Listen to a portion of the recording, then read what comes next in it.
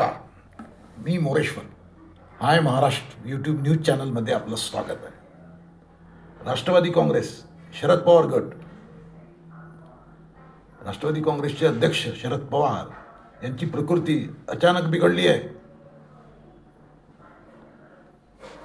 गोविंद बागेतून त्यांना खासगी कारमधून पुण्याच्या दिशेने हलवण्यात आलं आहे आणि पुण्यामध्ये रुबी हॉस्पिटलमध्ये त्यांना ॲडमिट करण्यात आलं आहे.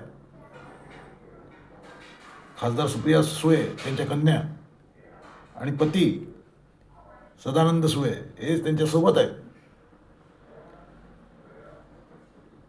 शरद पवार यांना कफाचा त्रास आहे.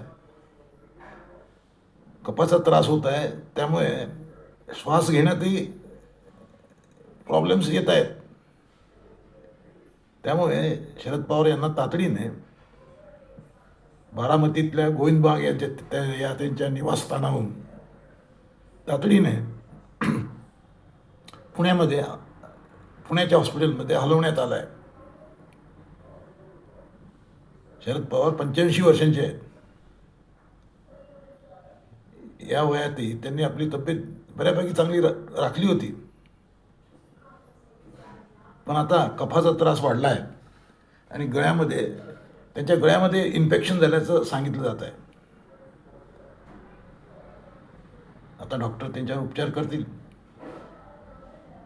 पण काळजीचं कारण नाही असं त्यांचे नातेवाईक सांगतायत की काळजीचं कारण नाही.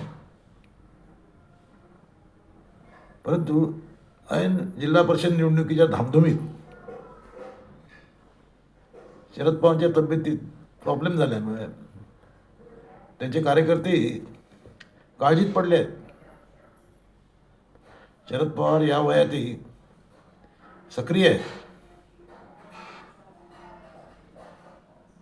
राजकारणात सक्रिय आहेत. आपल्या पवार कुटुंबात ते ॲक्टिव्ह आहेत. म्हणजे राष्ट्रवादीचे 2 तुकडे झाल्यानंतर राष्ट्रवादीचा एक तुकडा पुतण्याच्या हाती गेला, म्हणजे अजितदादांच्या हाती. आता अजितदादांच्या निधनानंतर राष्ट्रवादीमध्ये म्हणजे अस्वस्थता आहे की खरी राष्ट्रवादी कोणती, हा प्रश्न आधी होता. आता दादा गेल्यानंतर पुन्हा हा प्रश्न नव्याने उसळतो आहे. त्यातूनच 2 राष्ट्रवादीच्या विलिनीकरणाची चर्चा सुरू झाली आहे.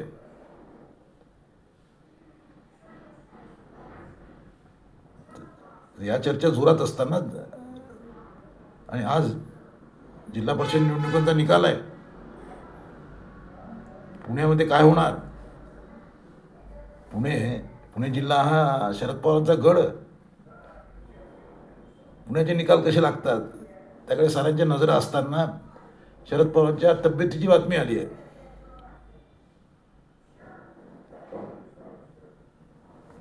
आपण सारे त्यांच्या तब्येतीत आराम पडो अशी प्रार्थना करूया. नमस्कार.